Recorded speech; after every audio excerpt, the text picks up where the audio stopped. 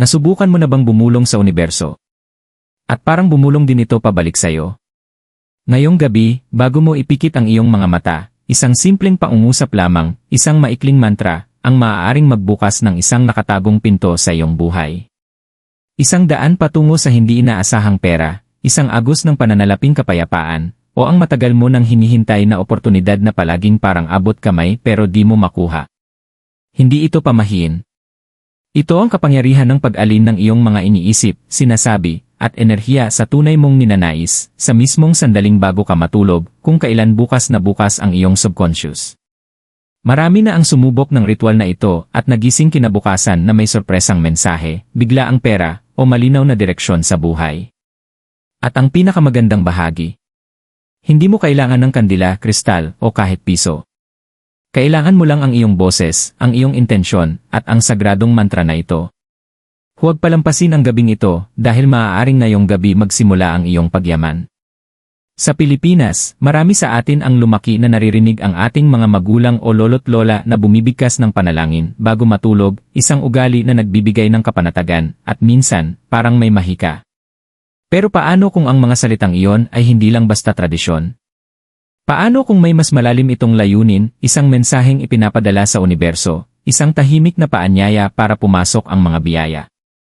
Alam mo ba ang huling salitang binibigkas mo bago matulog ay may kapangyarihang hubugin ang mga susunod na mangyayari sa buhay mo? Dahil ang isipan mo hindi tuluyang nagpapahinga sa gabi. Sa katunayan, mas lalo pa itong bumubukas. Nakikinig ito. Tumatanggap. At kapag ibinulong mo ang tamang mga salita, isang makapangyarihang mantra na dinisenyo para akitin ang kasaganaan at yaman, hindi ka lang basta nananaginip. Ikaw ay nag-aalin. Ikaw ay nagtatanim ng mga binhi sa pinakamabungang bahagi ng iyong isipan. Mga binhing pwedeng tumubo bilang mga oportunidad para sa pera, katahimikan ng kalooban, o bigla ang tagumpay na hindi mo inaasahan. Sa video na ito, ibubunyag namin ang eksaktong mantra. Ipapaliwanag namin kung bakit ito gumagana, paano ito bigkasin, at bakit ito naiiba sa ordinaryong panalangin o affirmation. Hindi ito tungkol sa pamahiin. Ito'y tungkol sa spiritual na pag-alin, sa enerhiyang vibrational, at sa pagbubukas ng bahagi ng iyong sarili na matagal nang handang tumanggap. Kaya kung ikaw ay matagal nang nagsusumikap, kung nararamdaman mong kapos ang pera, o may pakiramdam kang may mas malaki kang tadhana, manatili ka rito. Dahil maaaring ngayong gabi ang simula ng pagbabagong hinihintay mo. Yan hilakas ng air salita enerhiya, bakit kung ano ang sinasabi mo, yun ang natatanggap mo. Sa kulturang Pilipino, may tahimik na paniniwalang ipinamana mula pa sa ating mga ninuno na ang mga salita ay hindi basta-basta lamang. Mula sa panalangin ni Lola bago matulog hanggang sa bulong na basbas bago bumiyahe, o simpleng ingat ka sa pintuan, bawat salita ay may dalang enerhiya. Intention. Diwa. Ngayon, unti-unting umaabot ang modernong agham sa kaalamang matagal ng alam ng ating mga ninuno. Ang mga salita ay may kapangyarihan. Totoo. Nasusukat. Naramdaman. Ipinapakita ng mga pag-aaral sa quantum physics at neuroscience na ang binibigkas nating wika ay nakaapekto sa takbo ng ating isipan, emosyon, at maging sa ating pisikal na kalusugan. Kapag paulit-ulit mong sinasabi ang isang bagay, lalo na kung may paniniwala, nagsisimulang umayon ang iyong isipan sa mga salitang iyon. Nagbabago ang iyong mga desisyon. Nag-iba ang iyong enerhiya. At ang realidad mo ay nagsisimulang tumugma sa vibrasyon mo. Ito ang dahilan kung bakit ang mga mantra ay hindi basta mga pangungusap. Sila ay mga vibrational keys. Kapag binigkas ng may presensya, naitatono nila ang iyong panloob na enerhiya upang tumugma sa yaman, kapayapaan, at kasaganaan. Isipin mo, kapag paulit-ulit mong sinasabi ang mga katulad ng, wala akong peran, wala na akong pag-asan, hindi ko kaya. Hindi mo lang inilalarawan ang buhay mo, nililikha mo ito. Ngunit kapag nagsimula kang magsabi ng, karapat-dapat ako sa kasaganaan, dumadaloy ang pera sa akin ng madali. Tinatanggap ko ang mga biyaya sa aking buhay. Inaanyayahan mo ang bagong pattern. Nire-reprogram mo ang iyong sarili. At ito ang makapangyarihang bahagi. Pinaniniwalaan ng subconscious mo ang mga salitang paulit-ulit nitong naririnig, lalo na kapag ikaw ay relaxed o nasa kalagitnaan ng antok. Kaya ang sandali bago ka matulog ay sobrang mahalaga. Parang bumubulong ka ng utos sa universo at ang universo ay nakikinig. Hindi gamit ang tenga kundi sa pamamagitan ng vibrasyon. Marami na sa ating mga Pilipino ang naniniwala sa dasal, panata, at panalangin. Hindi nalalayo ang pagsasanay na ito'y isang spiritual technology na tila nakalimutan lang nating gamitin. Ngayong gabi, atin itong inaalala. Dahil kapag binigkas mo ang tamang mga salitang may malinaw na layunin, kumpiyansa, at katahimikan, nag-iba ang vibrasyon mo. At kapag nagbago ang iyong vibrasyon, lahat ay sumusunod. Kaya ang tanong ay hindi na, gumagana ba ito? Kundi, handa ka na bang gamitin ito? Sa susunod na bahagi, ibubunyag natin kung bakit ang oras bago matulog ang pinakamakapangyarihang sandali, at kung bakit ang mantra na binibigkas mo sa oras na ito ay mas malakas ang epekto kaysa sa anumang sinabi mo buong araw. Bakit makapangyarihan gandi oras bago matulog ang nakatagong daang patungo sa enerhiya ng kasaganaan? Napansin mo na ba kung paanong tila mas mabigat ang iyong iniisip tuwing gabi? Na ang maliit na pag-aalala ay biglang lumalakas? O ang isang matagal ng pangarap ay biglang bumubulong muli bago ka makatulog? Hindi ito aksidente. Sa mga sandali bago ka tuluyang makatulog, ang iyong isipan ay lumilipat mula sa beta, thinking mode, papunta sa alpha at theta waves, mga brain frequency na konektado sa intuition, imahinasyon, at ang subconscious mind. At sa estado na ito, ang mga salitang binibigkas mo ay nagiging utos sa iyong panloob na sarili. Ito ang dahilan kung bakit ang pagsambit ng mantra bago matulog ay hindi lang basta ugali. Ito ay isang ritual. Isang sandaling inihahabilin ng iyong malaytao na isipan ang manibela sa iyong subconscious, at ang subconscious mo hindi nagtatanong. Tinatanggap lang nito ang iyong sinasabi. Kaya kapag nakahiga ka na at sinasabi mong, dumarating sa akin ang pera ng madali. Bukas ako sa pagtanggap ng kasaganaan. Hindi ka lang nagsasalita, nagre-reprogram ka. At kapag paulit-ulit mong ginagawa ito gabi-gabi, ang subconscious mo ay nagsisimulang maghanap ng oportunidad, makaakit ng mga taong akma sa iyong layunin, at baguhin ang iyong kilos, kahit hindi mo namamalayan. Sa mga tahanang Pilipino, karaniwan pa rin ang panalangin bago matulog dahil sa kaibuturan natin, alam nating nakikinig ang espiritu sa katahimikan ng gabi. Ngayon, isipin mong pagsamahin ang katahimikang iyon sa isang mantrang nakatutok sa yaman, at bigkasin ito ng may malinaw na intensyon. Doon nagsisimulang magbago ang enerhiya. Doon mo rin mararamdaman na ginigising ka ng bagong ideya, bagong lakas, at minsan, mga biyayang bigla na lang dumarating.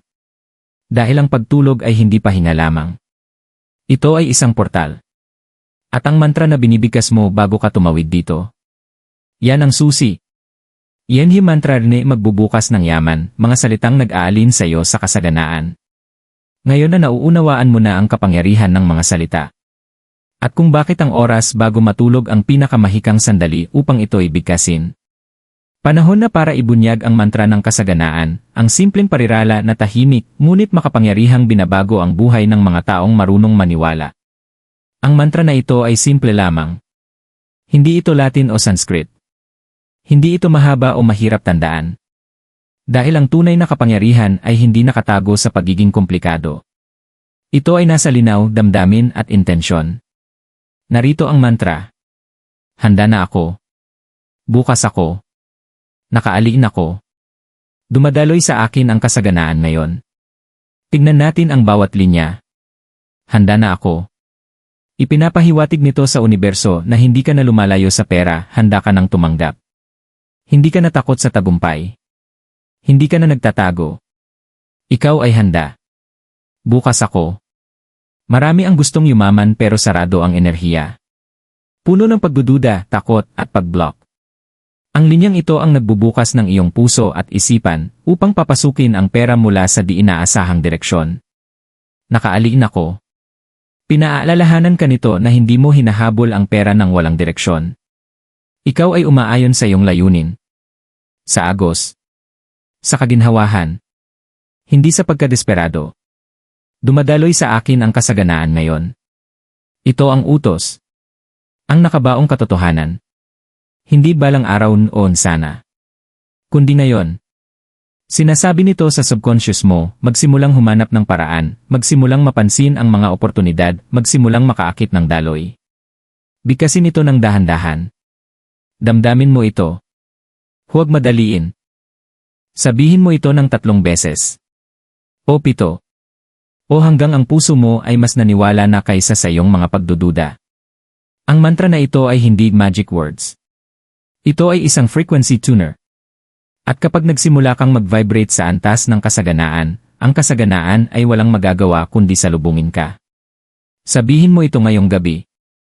At pakinggan kung paano unti-unting nagbabago ang iyong tulog at ang iyong buhay. Paano inibigkasin ng tama, step by step na ritual bago matulog. Ngayong natanggap mo na ang mantra, panahon na para matutunan kung paano ito bigkasin ng may kapangyarihan. Dahil hindi ito basta pag-uulit ng salita, mahalaga kung paano ka pumapasok sa espasyo, paano ka humihinga, ano ang nararamdaman mo, at higit sa lahat, kung gaano kalalim ang iyong paniniwala. Narito ang simple ngunit sagradong hakbang-hakbang na ritual na maaari mong sundan ngayong gabi at gabi-gabi. Hakbang 1, ihanda ang iyong espasyo. Humanap ng tahimik na lugar, mas mainam kung sa kama o sa lugar kung saan ka natutulog. Patayin ang AC, cellphone, at anumang nakaka-distract sa iyong enerhiya.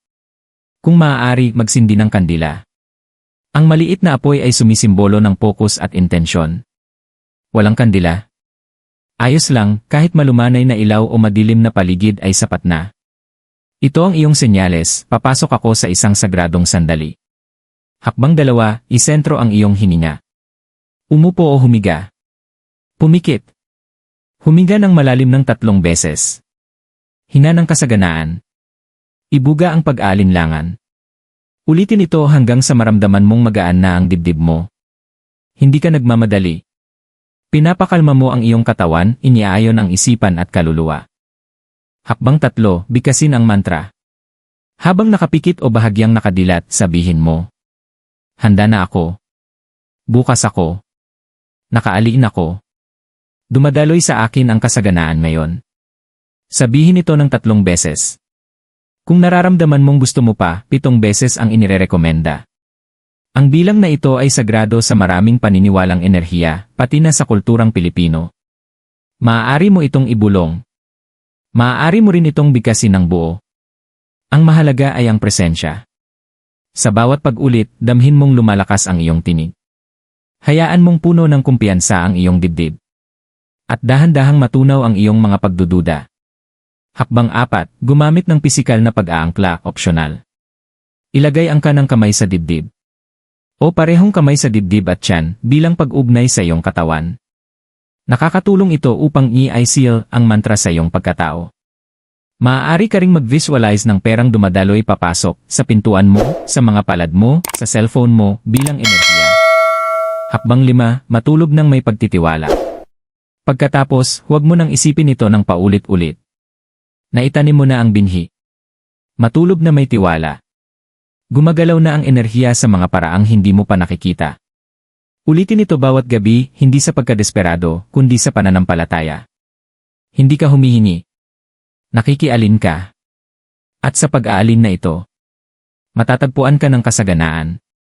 Karaniwang pagkakamaling dapat iwasan, bakit minsan tayo mismo ang humahadlang sa ating biyaya. Alam mo na ngayon ang mantra.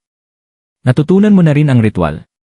Pero kahit kumpleto ang mga tamang kasangkapan, may ilan pa ring hindi nakakakita ng resulta, hindi dahil hindi gumana ang mantra, kundi dahil sa mga maliliit ngunit makapangyarihang pagkakamali na humaharang sa enerhiya. Pag-usapan natin ang mga ito para hindi mo aksidenteng mapigil ang sarili mong mga biyaya. 1. Pagbigkas ng mantra ng walang damdamin. Hindi pwedeng bigkasin mo lang ito na parang nagbabasa ng grocery list. Ang salitang walang damdamin ay parang binhing walang tubig. Kung sinasabi mo ang mantra pero hindi mo nararamdaman na handa ka, kung hindi ka naniniwala sa sinasabi mo, hindi ito tatanggapin ng subconscious mo. Damdamin ito sa dibdib mo.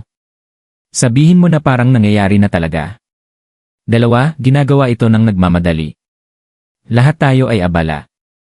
Pero kung gagawin mo ang ritual na ito na parang isa lang sa mga gawain sa checklist, nawawala ang bisa nito.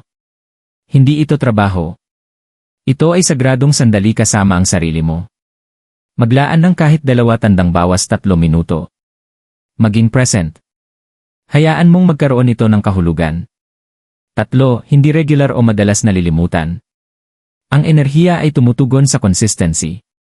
Kapag paulit-ulit mong sinasabi ang isang bagay, unti-unting naapektuhan ang subconscious mo, gaya ng pagsisipilyo gabi-gabi na nagpapanatili ng kalinisan sa bibig, ganon din ito sa enerhiya. Gawin mo ito gabi-gabi kahit pagod ka. Kahit wala ka sa mood.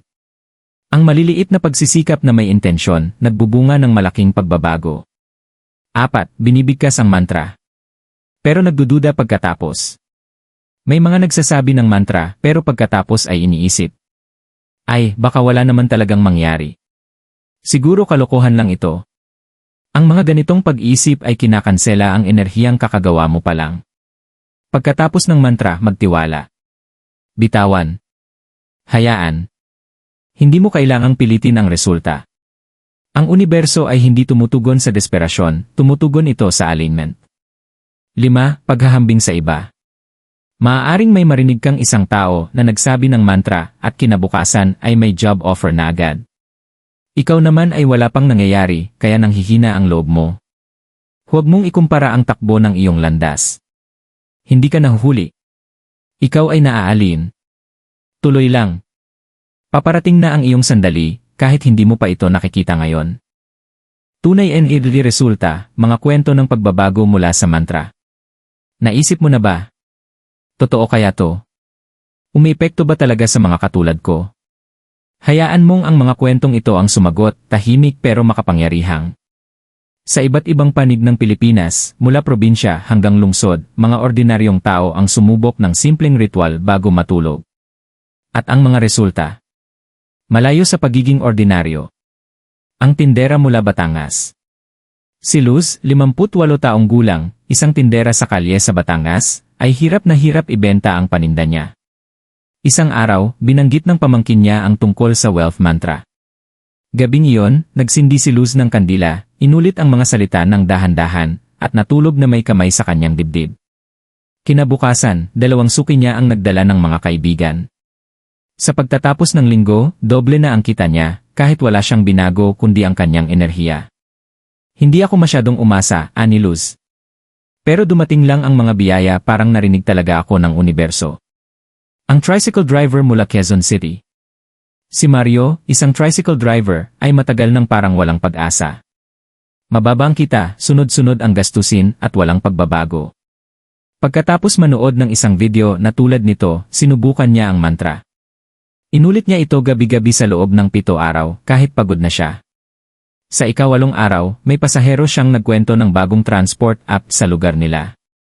Nagparehistro siya. At sa linggong iyon, doble ang kinita niya kumpara sa dati. Hindi ko hinabol, sabi ni Mario. Ito ang lumapit sa akin. Ang single mom mula Cebu.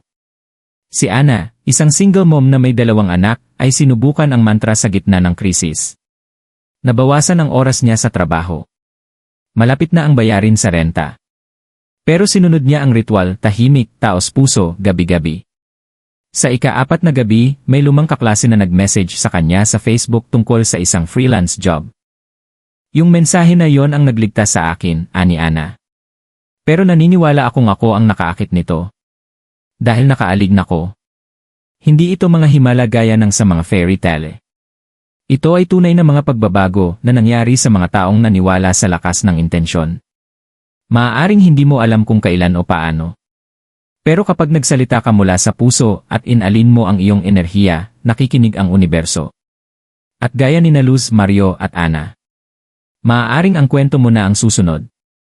Bonus din lead tips para palakasin Yanzi mantra, paano gawing mas malakas ang iyong enerhiya.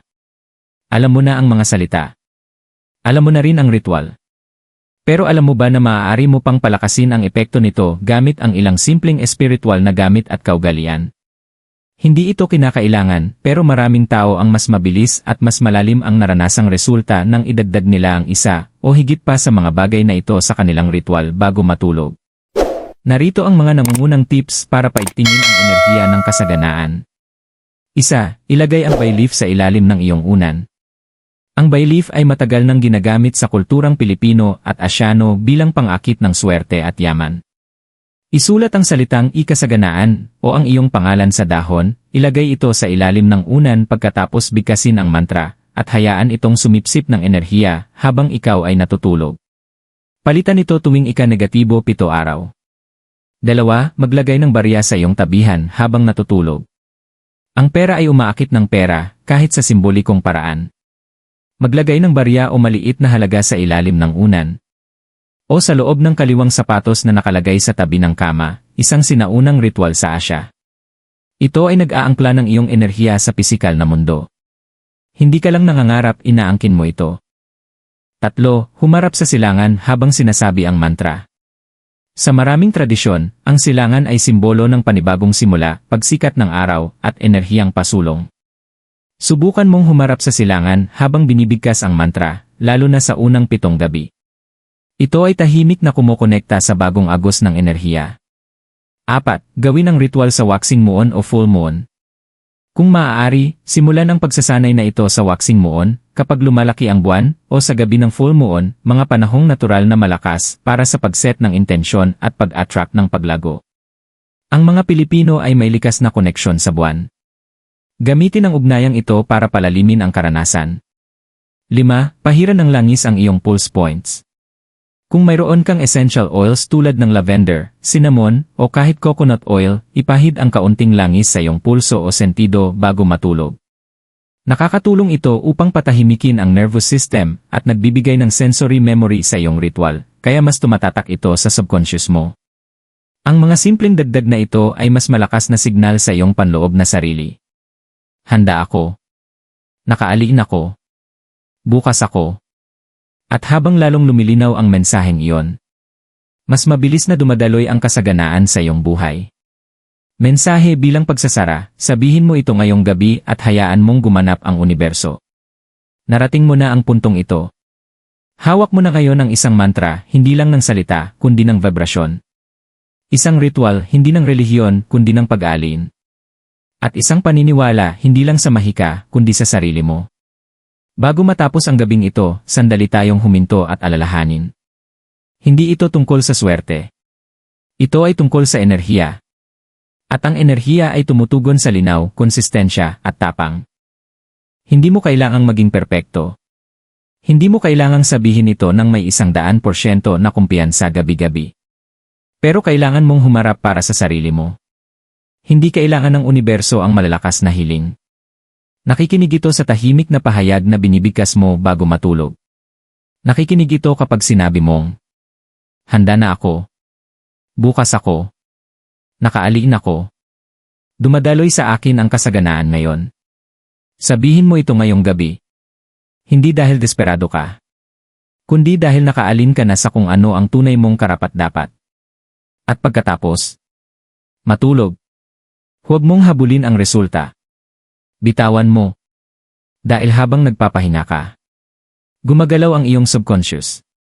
Dumadaloy ang enerhiya. Humuhubog ang mga biyaya. At paggising mo bukas, maaaring mukhang pareho ang lahat. Pero sa ilalim nito, nagsimula nang magbago ang lahat. Sabihin mo ulit ito kinabukasan. At kinabukasan pa. Hanggang sa maramdaman mong may nagbabago sa loob mo. Hanggang sa ang pera ay kusang lumapit sa iyo sa paraang hindi mo inakala. Dahil hindi ka lang basta nagsalita ng mantra. Isa kang bagong landas ang iyong binuksan. At ang landas na yon ay patungo sa kasaganaan.